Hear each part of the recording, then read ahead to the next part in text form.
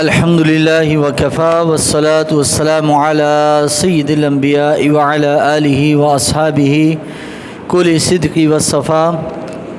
أما بعد فقد قال الله تبارك وتعالى في القرآن المجيد والفرقان الحميد: وإذ غدوت من أهلك تبوئ المؤمنين مقاعد للقتال والله سميع عليم. إذ هم الطائفتان منكم أن تفشلا والله وليهما وعلى الله فليتوكل المؤمنون. صدق اللہ مولانا العظیم. درود پاک پڑھیے. الصلاۃ والسلام علیک یا سیدی یا رسول اللہ وعلی آلک واصحابک یا سیدی یا حبیب اللہ. الصلاۃ والسلام علیک یا سیدی یا شفیع المذنبین وعلی آلک واصحابک یا سیدی یا رحمۃ للعالمین. بعد حمد و صلوات معزز مکرم سامعین و حاضرین، السلام علیکم ورحمۃ اللہ وبرکاتہ. معزز سامعین محترم، 15 شوال المکرم 3 ہجری مسلمانوں کی ہجرت کا تیسرا سال تھا کہ مکہ کے کفار نے مدینہ منورہ پر حملہ کرنے کا ارادہ کیا. اللہ تعالیٰ نے اپنے محبوب علیہ السلام کو ان کے ارادے سے خبردار کر دیا.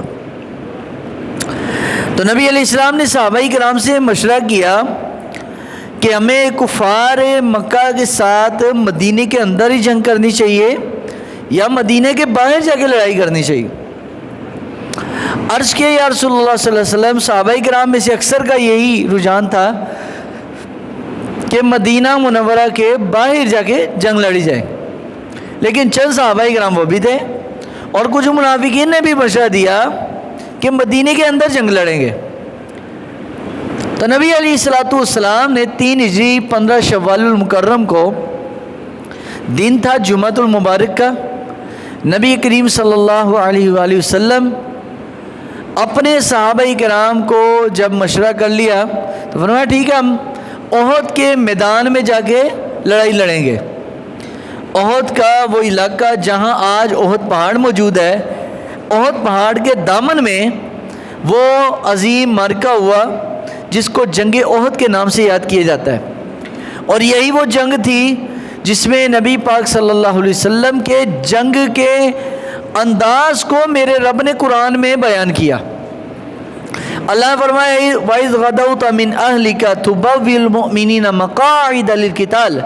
اے میرے محبوب، وہ وقت یاد کرو جب آپ جنگی تیاری کر کے اپنے گھر سے جب نکلے تھے اور مسلمان کو لے کر نکلے تھے کفار سے جنگ لڑنے کے لیے. مقاعد للقتال، تاکہ مسلمان کفار کے خلاف کھڑے ہو جائیں قتال کرنے کے لیے، ان کا خون بہانے کے لیے. اذا هم الطائفتان منکم ان تفشلا، جب تم میں سے 2 گروہوں کا ارادہ ہوا کہ وہ نامرادی کر جائیں، یعنی مسلمانوں میں سے کچھ مسلمان وہ بھی تھے جو منافقین کی باتوں میں آ گئے.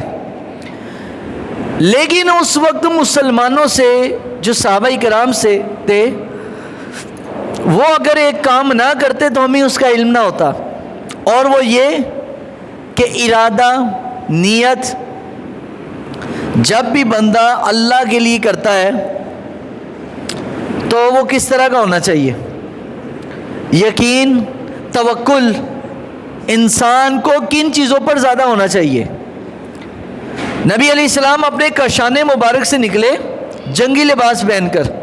سرکار نے زرہ پہنی ہوئی، جنگی خود ٹوپی پہنی ہوئی لوہے کی، تاکہ سر پہ وار تیر کا نہ ہو سکے.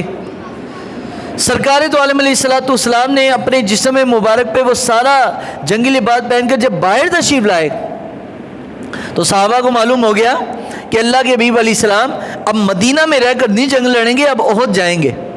تو کچھ صحابہ نے نبی علیہ السلام سے عرض کیا یا رسول اللہ صلی اللہ علیہ وسلم، ہم معافی چاہتے ہیں، ہم نے آپ کو احد پہاڑ میں جا کر جنگ لڑنے کا کہہ دیا. یا رسول اللہ، جو آپ کا حکم ہے ہم وہی کریں گے. حضور نے فرمایا کہ یہ نبیوں کی شایان شان نہیں ہے کہ جب وہ کوئی جنگی لباس پہن لے تو جنگ کیے بغیر وہ لباس نہیں اتارتے. تو نبی پاک صلی اللہ علیہ وسلم نے اس موقع پر ہمارے و آپ کے آقا و مولا صلی اللہ علیہ وسلم نے اپنے صحابہ کا لشکر تیار کیا اور مدینہ منورہ کے گلیوں میں اعلان کر دیا بھائی اللہ کے حبیب علیہ السلام بلا رہے ہیں۔ اب ایک صحابی ہیں جن کا نام ہے حضرت حنظلہ، حضرت حنظلہ، ان کا لقب کیا ہے؟ غسیل الملائکہ۔ یہ وہ عظیم المرتبہ صحابی ہیں کہ جن کو دنیا میں کسی نے غسل نہیں دیا بلکہ اللہ کے فرشتوں نے ان کو غسل دیا۔ وجہ کیا تھی غسل دینے کے؟ علاقہ شہید کو تو غسل دیا نہیں جاتا، شہید کو تو انہی کپڑوں کے ساتھ دفنا دیا جاتا ہے بغیر غسل دیے، لیکن حضرت حنظلہ کو غسل دیا۔ وہ کیوں؟ حنظلہ رضی اللہ تعالیٰ عنہ کی وہ شادی کی پہلی رات تھی، پہلی شب تھی۔ جب رسول اللہ صلی اللہ علیہ وسلم کا اعلان سنا تو فرمایا، قرآن کہتا ہے استجیبوا للہ والرسول، جب اللہ اور اس کا رسول تمہیں بلائے تو پھر ان کے بلانے پر رکنا نہیں ہے، فوراً حاضر ہونا ہے۔ حضرت حنظلہ رسول اللہ پاک صلی اللہ علیہ وسلم کے حکم پر بارگاہ رسالت میں حاضر ہوئے، مسجد نبوی کے باہر صحابہ کی صفیں بنائیں اور فوراً کھڑے ہو گئے اور بیوی کو بتا دیا مجھے حضور نے بلایا، تو چاہے یہ میری شادی کا پہلے ایام ہیں تو میں اپنی خواہشات پہ اللہ کے نبی کی خواہش کو ترجیح دیتا ہوں۔ قرآن بھی کہ یہ نبی علیہ السلام خود بھی یہی فرماتے ہیں نا، مومن کی نشانیوں میں سے ایک یہ نشانی یہ بھی ہے کہ فرمایا لا یؤمن احدکم حتی اکون احب الیہ، تم میں سے تب تک کوئی مومن نہیں بن سکتا جب تک احب الیہ من والدہ وولدہ والناس اجمعین، جب تک اپنے ماں، اپنے باپ، اپنی اولاد اور تمام لوگوں سے بڑھ کر اپنے نبی سے محبت نہ کرے۔ زبان سے محبت تو ہر بندہ کہتا ہے میں اللہ کے نبی سے سب سے زیادہ محبت کرتا ہوں، لیکن کچھ محبت بندے کے کردار میں ظاہر ہوتی ہے، کچھ قول و فعل میں ظاہر ہوتی ہے۔ حضرت حنظلہ نے اس عملی محبت کا اظہار کیا اور اپنی بیوی کو چھوڑ کر رسول اللہ صلی اللہ علیہ وسلم کی بارگاہ میں حاضر ہوئے۔ اب 700 تھے، صحابہ کرام کی تعداد 1000 تھی، لیکن 300 کے قریب وہ لوگ تھے جو منافقین بھی تھے بیچ میں۔ اب 1000 لوگوں کا لشکر، صحابہ کرام کا لشکر تیار ہوا، 1000 لوگ، تو کچھ صحابہ کرام فرماتے کہ ہمارے دل میں خیال گزرا کہ آج کے دن تو ہم کامیاب ہو جائیں گے، آج ہماری تعداد بھی بڑی ہے، آج ہمارے پاس اسلحہ بھی بڑا ہے، آج مدینے میں ہمارا گھر بھی قریب ہے، آج تو ہم کافروں کو چھوڑیں گے نہیں، ہمارے پاس اسباب بدر سے زیادہ ہیں۔ جب دل میں اسباب کا غلبہ ہو گیا، مسبب الاسباب سے یقین کا جو تقاضا ہے وہ ذرا کم ہوا، تو اللہ تبارک و تعالیٰ نے پھر جنگ بدر کی نتائج میں محدثین نے یہ بات دیکھی کہ مسلمانوں کے یقین اور توکل کے اندر تھوڑی سی جو کمی آئی، تھوڑی سی، زیادہ نہیں، تھوڑی سی کمی آئی، کہ یہ صرف خواہش پیدا ہوئی کہ ہم آج بہت زیادہ ہیں، آج ہمیں جو ہے کفار کے مقابلے کے لیے فرشتوں کی بھی ضرورت نہیں پڑے گی۔ بدر میں تو فرشتے آئے تھے، لیکن ہوا یہ کہ صحابہ کرام رضوان اللہ تعالی اجمعین کو جو اتنا بھاری نقصان اٹھانا پڑا، اس کی وجوہات میں سے ایک یہ بھی ہے کہ مسبب الاسباب سے یقین، توکل کا کم ہونا اور اسباب پر یقین کا زیادہ ہونا۔ تو آج مسلمانوں کو بھی ہم اگر دیکھیں تو ہم مسلمانوں کا یقین بھی اپنے رب کی ذات پر، اپنے رب کے دین پر، اپنے اسلام پر کم ہے۔ یقین کس پہ ہے؟ اسباب پر ہے، اسباب پر ہے، اسباب پر یقین کر کے ہم بیٹھ گئے، مسبب الاسباب کو بھول گئے۔ حقیقت میں مسلمان کو چاہیے کہ وہ اپنے مسبب الاسباب رب پہ یقین رکھے، اسباب ہوں یا نہ ہو سارا کچھ اللہ پہ چھوڑ دے۔ تو صحابہ کرام رضوان اللہ تعالی اجمعین نکلے، ابھی 1 میل بھی سفر طے نہ ہوا مدینہ منورہ کے باہر، تو عبداللہ بن ابی اور اس کے جو ساتھی تھے وہ لشکر سے جدا ہوئے اور نبی علیہ الصلوۃ والسلام کے لشکر کو چھوڑ کر علیحدہ ہو گئے اور مدینہ چلے گئے واپس۔ جو منافق ہوتا ہے نا، وہ تو آپ کے ساتھ 1 میل بھی نہیں چل پا سکتا. منافق بندہ نہیں قربانی دے سکتا. قربانی دینا عاشقوں کا کام ہے. جو اللہ اور اس کے رسول کے سچے عاشق ہیں ان کا کام ہے قربانی دینا، نہ کہ زبان سے بس دعوے کرنے. اس کے آسان ہے بھائی، دعوے کرنے بڑے آسان ہیں، لیکن اسلام اور دین کے لیے قربانی دینا سب سے زیادہ مشکل ہے. نیند قربان کرنا سب سے زیادہ مشکل ہے، مال قربان کرنا مشکل ہے، وقت قربان کرنا مشکل ہے، اور پھر جان کی اگر باری ہے تو جان قربان کرنا سب سے زیادہ مشکل ہے. تو اسلام تو یہی چیزیں آپ سے مانگتا ہے، وقت ہے، آپ کا مال ہے اور آپ کی جان ہے. یہ سب سے زیادہ مشکل کام ہے. تو بہرحال نبی علیہ السلام نے 50 تیر اندازوں کو فرمایا کہ آپ نے اس پہاڑ کے اوپر کھڑے ہو جانا اور جب تک میں نہ کہوں نیچے نہیں اترنا. اب مسلمانوں کی کفار مکہ سے جو ابو سفیان ابھی مسلمان نہیں ہوئے تھے وہ ان کے ساتھ جنگ سٹارٹ ہو گئی، اور پہلے تو مسلمانوں نے کفار کو چند کافر مارے گئے اور بہت سارے بھاگ گئے، اور مسلمانوں نے سمجھا بھائی جب بس جنگ ختم ہو گئی ہے، نیچے اتر کے مال غنیمت جمع کرنا شروع کیا. مال غنیمت جب اکٹھا کیا تو پیچھے سے خالد بن ولید جو ابھی مسلمان نہیں ہوئے، اس جنگ کے بعد وہ مسلمان ہوئے، احد کے بعد ان کے مسلمان ہونے کا واقعہ ملتا ہے، لیکن احد کے میدان میں سب سے بھاری نقصان حضرت خالد بن ولید اور رضی اللہ تعالیٰ عنہ انہوں نے پہنچایا تھا اسلام سے قبل. اور اسی جنگ میں مسلمانوں کا اتنا بھاری نقصان ہوا کہ 70 مسلمان اس جنگ میں ایٹ اے ٹائم شہید ہوئے، اور بہت سارے تو سخت قسم کے زخمی بنے. اور ان میں حضرت ابو دجانہ رضی اللہ تعالیٰ عنہ بھی. ابو دجانہ نبی پاک صلی اللہ علیہ وسلم پر جب حملہ ہوا نا تو کفار مکہ نے اتنا زور سے حملہ کیا تھا کہ سرکار دو عالم صلی اللہ علیہ وسلم پر جو پتھر ایک کافر نے حضور علیہ السلام کی طرف پھینکا وہ نبی علیہ السلام کے سر مبارک پر لگا، اور جو تیر لگے ان میں سے کچھ تیر تو گزر گئے، کچھ جسم مبارک پہ لگے لیکن اس کا اثر نہ ہوا، لیکن ایک تیر نبی علیہ السلام کے دندان سامنے والے جو سنایا، سامنے والے جو 2 دانت ہیں اس کے درمیان میں آ کے حضور کے پیوس ہوا اور دندان مبارک کا کچھ حصہ شہید ہوا. حضور کے منہ مبارک سے خون نکلا، سرکار کے یہ سامنے جلد چہرے کا یہ ماس یہاں سے کٹ گیا، اور یہاں سے وہ ساری جو جنگی ٹوپی تھی وہ حضور علیہ السلام کی وہ نکر ٹوپی کی وہ اندر پیوس ہو گئے، اور یہاں تک کہ سرکار دو عالم صلی اللہ علیہ وسلم پر بے ہوشی بھی آئی ہے. اب یہ اللہ کے نبی صلی اللہ علیہ وسلم کی ایک حالت ہے. اب یہاں سے میں آپ سب لوگوں پر ایک سوال چھوڑے جا رہا ہوں کہ بھائی آپ اور ہمیں تو اسلام تیار پلیٹ میں مل گیا، جیسے پلیٹ میں تیار کھانا مل جاتا ہے. اسے نہیں پتہ یہ چاول اگا کیسے ہے، اس کے لیے کسان نے کتنی محنت کی ہے، اس کے لیے بنانے والے نے کتنی محنت کی ہے، اور اس کے لیے کمانے والے نے کتنی محنت کی ہے جو اس کو خرید کے لایا. اس کی قدر کا تو ہمیں علم نہیں ہے نا، ہمیں اس چیز کا علم اور نالج نہیں ہے، ہمیں صرف یہ پتہ ہے کہ کھانا کیسے. ہمیں آج اسلام بھی ایسی تیار پلیٹ میں ملا ہے، بالکل تیار.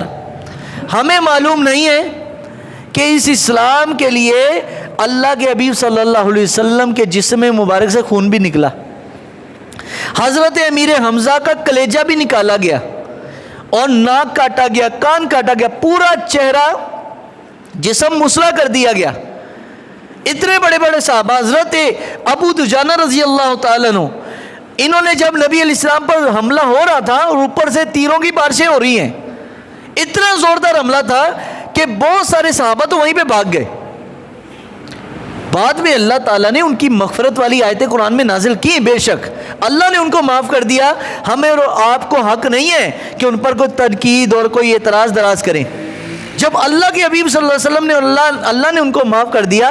آپ اور اب جب رب فرماتا رضی اللہ عنہم ورضوا عنہ کہ اللہ راضی ان سے اور آپ اللہ سے راضی ہیں، تو جب اللہ راضی ہے تو آپ ہمیں حق نہیں ہے. لیکن میں واقعے کے طور پر بتا رہا ہوں کہ اس واقعے میں نبی علیہ السلام کے بھی خون مبارک نکلا احد میں. حضرت امیر حمزہ رضی اللہ تعالیٰ عنہ کا کلیجہ تک نکالا گیا. ابو دجانہ رضی اللہ تعالیٰ کے پشت پہ اس قدر تیر لگے، حضور علیہ السلام کا دفاع کرتے ہوئے نبی پاک پر حملہ تھا لیکن ابو دجانہ حضور کے اوپر لیٹ گئے اور نبی علیہ السلام بیٹھے ہوئے اور اوپر نبی علیہ السلام کے اوپر پورے جو ہے نا ڈھلان بن گئے کہ نبی علیہ السلام پر جو تیر لگے وہ میرے جسم پر لگے.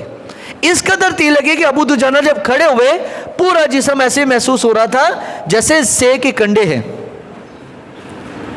سے دیکھیے کیسے اس کے جسم پر کنڈے لگے ہوتے, بالکل ویسے کانٹے بنے ہوئے پیچھے, کوئی جسم کا حصہ باقی نہیں تھا کہ جو صحیح سلامت تھا. اس قدر تیر لگے. حضرت سیدنا حنظلہ غسیل الملائکہ پہلی رات ہے بیوی کے ساتھ, لیکن بیوی کو چھوڑ کر آ گئے اور بیوی ان کی بیوہ ہو گئی, خود وہ شہید ہو گئے. اسلام کے لیے تو انہوں نے یہ کچھ پیش کر دیا جو کچھ ان کے پاس تھا. تو نے اور میں نے اسلام کے لیے کیا دیا ہے؟ ہم سمجھتے ہیں کہ شاید 5 ٹائم نماز پڑھنے کا نام اسلام ہے. ہم سمجھتے ہیں شاید جناب یہاں پر محراب بنانے کا نام اسلام ہے, قرآن پڑھنے کا نام اسلام ہے, ہاتھ میں تسبیح رکھنے کا نام اسلام ہے. بھائی اسلام پوری زندگی کو اللہ رسول کے تابع کرنے کا نام اسلام ہے. اسلام کا خالی یہ معنی نہیں ہے کہ ہم سر پہ پگڑی پہن لیں, ہم سفید کپڑے پہن لیں, نہیں. یہ تو سب اپنے لیے ہے بھائی. نماز اپنے لیے ہے, قرآن اپنے لیے ہے, روزہ اپنے لیے. بتائیں دین کے لیے کیا کیا ہے, اسلام کے لیے کیا کیا ہے؟ آیا کہ اسلام کے لیے مال دیا, اسلام کے لیے جان دی ہے, اسلام کو وقت دیا؟ کچھ بھی نہیں دیا. جب آپ اور ہم نے اسلام کو کچھ دیا نہیں ہے تو ہم اسلام سے کچھ مانگ کیا سکتے ہیں بھائی؟ ہمیں کیا آ گیا کہ اسلام کے لیے اسلام سے کچھ مانگے؟ ہم نے کچھ دیا ہی نہیں. جنہوں نے دیا ہے اسلام کی قدر انہوں نے جانی ہے. حضرت امیر حمزہ نبی علیہ السلام کے بڑے بڑے صحابہ, اور یہاں تک کہ نبی علیہ السلام کے جو صحابی تھے, بارگاہ رسالت مآب علیہ السلام میں جب حضور علیہ السلام زخمی ہو گئے, صحابہ اٹھا کر احد پہاڑ کے ایک دامن میں نبی علیہ السلام کو لٹایا. تو ایک صحابی آئے, یا رسول اللہ یہ جو لباس پہنا ہے یہ لباس اتار دیں, میرا لباس آپ پہن لیں, اپنا لباس, کیونکہ کافر پہچان گئے ہیں کہ آپ نے کون سا لباس پہنا ہے. اگر حملہ ہوگا تو مجھ پہ ہوگا, میری جان جائے گی, آپ کی جان تو بچ جائے گی نا. یہ احد کی میدان کی کارگزاریاں ہیں جو صحابہ کرام کے اوپر گزری ہیں. تو صحابہ نے نبی علیہ السلام کی خدمت میں اپنی جان ایک طرح پیش کی اور نبی پاک صلی اللہ علیہ وسلم کا لباس پہنا اور اپنی قمیض اتار کے حضور کو دے دی. تب یہ احد کے میدان میں یہ بات پھیل گئی کہ نبی پاک صلی اللہ علیہ وسلم شہید ہو گئے. جب سرکار تو عالم علیہ السلام کی شہادت کی ایسے خبر پھیلائی گئی تو صحابہ کے پاؤں سے زمین نکل گئی. انہوں نے کہا اللہ کے نبی صلی اللہ علیہ وسلم شہید ہو گئے ہیں تو ہمیں رہنے کا حق نہیں ہے. اسی موقع پر حضرت انس ابن نضر, انس ابن مالک کے یہ چچا لگتے تھے, یہ اس وجہ سے بھاگتے ہوئے گئے اور اپنی جان کا نذرانہ پیش کر دیا کہ جب اللہ کے نبی نہیں ہے تو انس بن نضر کو بھی جینے کا کوئی حق نہیں ہے. یہ ہے وہ صحابہ کرام, یہ ہے وہ صحابی جن کا, اور یہ ساری وجہ کیا ہے؟ نبی علیہ السلام نے فرمایا بھائی 50 تیر انداز اوپر رہیں گے. حضور علیہ السلام کے فرمان میں تھوڑی سی سستی آئی. میں یہ نہیں کہوں گا صحابہ نے نافرمانی کی, صحابہ کا اجتہاد تھا, یہ ان کا اجتہاد تھا کہ جب جنگ ختم ہوگی ہمیں نیچے اتر آنا چاہیے. حضور نے تو جنگ تک کا حکم دیا, انہوں نے اجتہاد کیا, چاہے اجتہاد ان کا غلط ہے لیکن ثواب اس پہ بھی ہے. اگر اجتہاد کسی کا غلط بھی ہو جائے اللہ نے اس پر بھی ایک نیکی رکھی ہے, اور اگر اجتہاد صحیح ہو تو دگنا ثواب ملتا ہے. 10 صحابہ کرام اوپر رہ گئے, 40 نیچے آ گئے, جس کی وجہ سے یہ زوردار حملہ ہوا. 70 صحابہ کرام احد کے میدان میں وہ شہید ہو گئے. اللہ کو 70 صحابہ کرام اللہ کو پیارے ہوئے. اس کی وجہ یہ تھی کہ صحابہ کرام, کچھ صحابہ کا یقین اسباب پر اور کچھ صحابہ کرام نے کہا بھائی حضور نے جنگ تک کا حکم دیا. یہ 2 کاموں میں صرف سستیاں ہوئیں تو اس قدر نقصان ہوا. اور اگر آج ہم کیا اللہ رسول کے خلاف ورزیاں نہیں کر رہے. تو بھائی جنگ کے میدان میں نبی پاک صلی اللہ علیہ وسلم نے خود تکلیف اٹھائی ہے, اور اس موقع پر نبی رحمت شفیع امت صلی اللہ علیہ وسلم جب بے ہوشی ختم ہوئی, نبی علیہ السلام پر دوبارہ بیداری آئی تو آقا کریم رؤوف الرحیم صلی اللہ علیہ وسلم کے پیارے صحابہ کرام واپس آنا شروع ہوئے جنگ میں. اور دوبارہ جب جنگ میں واپس آنا شروع ہوئے تو نبی علیہ السلام کے صحابہ نے پھر کفار مکہ کو بھگایا، لیکن تب تک 70 صحابہ کرام جنگ میں شہید ہو چکے تھے. اور یہ کہ جنگ میں 5 صحابہ تو ایسے شہید ہوئے جنہوں نے ایک دوسرے کی جان کو ترجیح دی. اگر ایک کے پاس پانی آیا تو اس نے اگلے کو پیش کر دیا. اور 5 صحابہ کرام صرف ایک پانی کے پیالے کی وجہ سے شہید ہوئے. کسی نے خود نہ پیا، دوسرے تک پہنچا دیا، اپنی جان پر دوسرے کو ترجیح دی ہے. تو حضور علیہ الصلوۃ والسلام نے اسی چیز کو فرمایا مومن وہ ہے کہ جو کچھ اپنے لیے پسند کرے وہی دوسرے مسلمان کے لیے کرے. آج یہ اخلاقی اقدار ہماری کہاں چلے گی؟ یہ اخلاقی طور طریقے، اخلاقی رویے ہمارے کہاں چلے گی؟ اسلام نے تو ہمیں یہ سکھایا تھا کہ حالت جنگ میں بھی سرکار دو عالم علیہ السلام کے صحابہ اپنی جان پر دوسرے کی جان کو ترجیح دے رہے ہیں، اپنی جان پر دوسرے کی جان کو ترجیح دے رہے ہیں کہ بھائی اس کو پانی مل جائے، وہ بچ جائے، اس کی جان بچ جائے، میری خیر ہے. 5 صحابہ تو ایسے شہید ہوئے. اور حضرت امیر حمزہ رضی اللہ تعالیٰ عنہ اسد اللہ والرسول، نبی علیہ السلام کی یہ وہ صحابی جن کو حضور نے اپنا اور اپنے رب کا شعر کہا. امیر حمزہ رضی اللہ تعالیٰ کو شہید کرنے والے وحشی بن حرب، یہ وحشی نبی علیہ السلام کے بعد میں صحابی بنے، لیکن پوری زندگی سرکار دو عالم علیہ السلام کو ایک باری دیکھا ہے. کتنی باری دیکھا ہے؟ حالانکہ حضور کا زمانہ کافی پایا ہے. فتح مکہ کے موقع پر غالباً یہ خیبر کے بعد آئے تھے یا فتح مکہ، مجھے 2 باتوں میں سے ایک باتیں اب ذہن میں نہیں آ رہی، کہ یہ حضور کے پاس آئے اور اپنا چہرہ چھپایا ہوا تھا. تو عرض کیا یا رسول اللہ صلی اللہ علیہ وسلم کیا ہر گناہ اللہ معاف کر دیتا ہے؟ فرمایا ہاں ہر گناہ. تو فرمایا کون سا گناہ معاف نہیں ہوتا؟ حضور نے فرمایا سوائے شرک کے. شرک کے سوا ہر گناہ کی معافی ہے، شرک کی معافی نہیں ہے. تو عرض کے اپنا چہرہ کھولا، یا رسول اللہ میں نے آپ کے چچا حضرت امیر حمزہ کو شہید کیا تھا جنگ میں، اور چھپ کے مارا تھا، سامنے آ کر بھی نہیں، چھپ کے مارا تھا، کیونکہ حضرت امیر حمزہ کا مقابلہ سامنے کوئی کر ہی نہیں سکتا تھا. تو آپ نے فرمایا اللہ ہر گناہ معاف کر دیتا ہے، تو میں نے آپ کے چچا کا قتل کیا تو مجھے معافی ہو سکتی ہے؟ فرمایا جا تجھے معافی ہے لیکن میرے سامنے نہ آنا.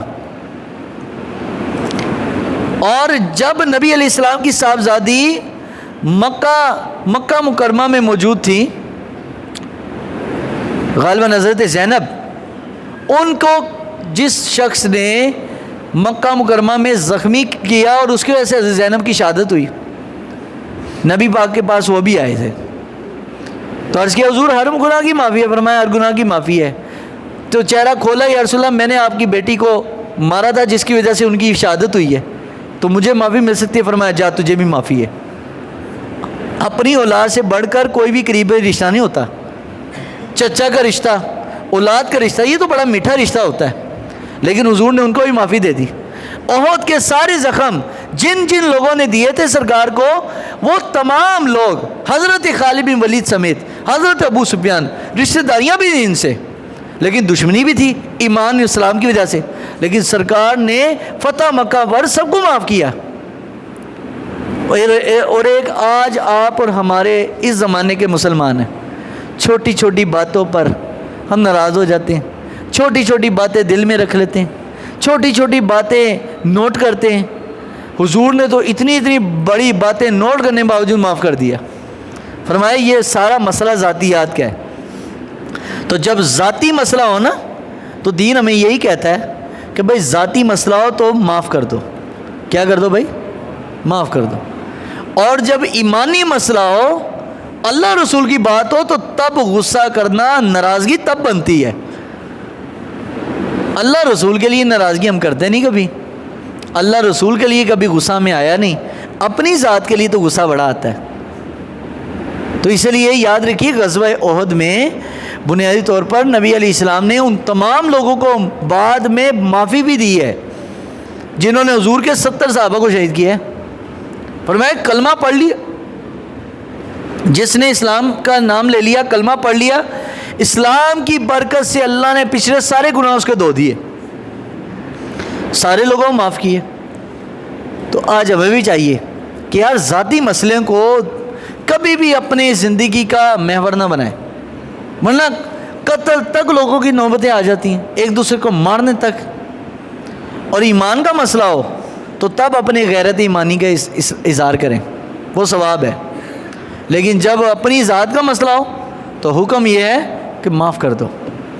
حضور نے اپنے اوپر حملہ کرنے والے، اپنے چچا پر حملہ کرنے والے، بیٹی پر حملہ کرنے والے کو معاف کر دیا، تو آپ کا اور ہمارا مسئلہ تو کوئی بڑا نہیں ہے بھائی۔ ہماری زندگی کے مسائل تو کوئی بہت اس سے بڑے نہیں ہو سکتے۔ کوئی قتل تک تو نعوذ باللہ کسی کی نوبت نہیں گئی نا، لیکن حضور نے قتل والا بھی معاف کیا ہے۔ تو احد کی جنگ ہمارے لیے ایک سبق ہے کہ کبھی بھی اللہ رسول کی بات جو حکم آ گیا اس پر فالو کرنا ہے۔ اور حضرت سیدنا غسیل الملائکہ حنظلہ، ان کو تو فرشتوں نے غسل دیا، یہ ایک اعزاز ہے ان کے لیے۔ فرشتوں نے غسل دیا صرف اس لیے کہ انہوں نے اللہ کے نبی کے کہنے پر اپنی جان اللہ کے دین پر قربان کی ہے۔ ان کا لاشا نہیں ملا، جسم نہیں ملا، تو حضور نے فرمایا، پوچھا کہاں پر ہے؟ تو جبریل نے بتایا یا رسول اللہ ان کا حالت جنابت میں ہی آئے تھے، تو ان کو غسل فرشتے دے رہے ہیں، ان کو غسل ہونے کے بعد ان کی لاش آپ کو مل جائے گی اور ان کو اسی طرح دفنایا گا۔ 70 لوگ شہید ہوئے اسلام کے لیے، 70 لوگ، زبان سے کہنا، احد کے پہاڑ کے دامن میں۔ تو جو بھی مدینہ شریف جائیں تو احد جائیں تو ذرا وہ خیال اپنے تصور میں لے کر آئیں کہ جناب کیا وہ منظر ہوگا کہ جب 70 لوگوں کی یہاں پر لاشیں لائن سے پڑی ہوں گی، اور کیا جھگڑا تھا؟ ایک ہی جھگڑا تھا، لا الہ الا اللہ کا، کلمے کا جھگڑا تھا اور کچھ بھی نہیں، کہ ادھر کلمے والے ادھر کافر ہیں، رشتہ داریاں بھی ہیں، لیکن سب کچھ اللہ رسول کے لیے بلا دیا۔ اللہ تعالیٰ کی بارگاہ میں دعا ہے اللہ تعالیٰ ہم سب کو عمل کی توفیق عطا فرمائے۔